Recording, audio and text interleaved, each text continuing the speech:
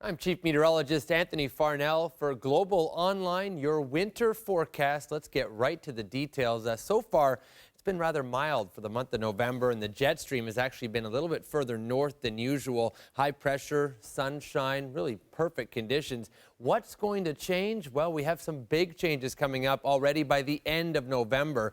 The jet coming into the coast of BC with heavy rain, mountain snow. That's going to change over the next week or so that by the end of November, early December, there will be a big ridge where we had that trough. The end result, when you get blocking here on the Pacific coast, you get the jet way up above. You also see Greenland blocking starting, and this is a typical pattern for extreme cold across northern Canada, and some of that could get down into the lower Great Lakes, and that includes us here in Ontario. So already winter getting off to an early start, end of November, early December.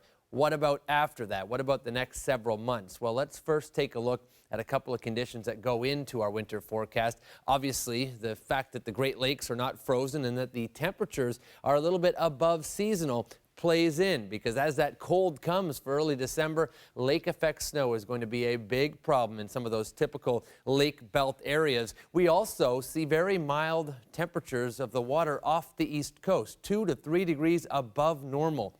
When the water is warm off the east coast, the storm track can be a little bit more intense, and we saw that with Sandy. We also saw that with the nor'easter a week after Superstorm Sandy, and it looks like Atlantic Canada will be getting several of these storms, and some of them could push some snow back here into Ontario as well.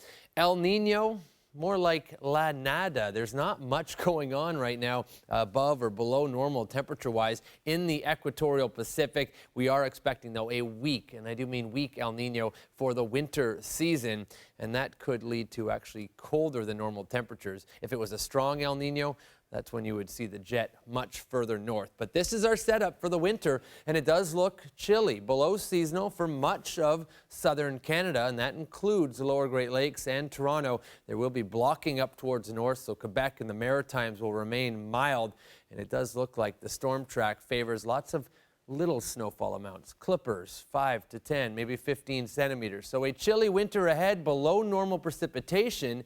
But that doesn't mean below normal snowfall, because much of what falls from the sky will be in the form of snow. And that cold arrives early in December. It may shock a few people, so get those winter tires on. And I do want to remind everybody, this is nothing like last winter. We are expecting much more snow and colder temperatures, which make skiers happy. But for the rest of you, maybe not so much. For Global Online, I'm Chief Meteorologist Anthony Farnell.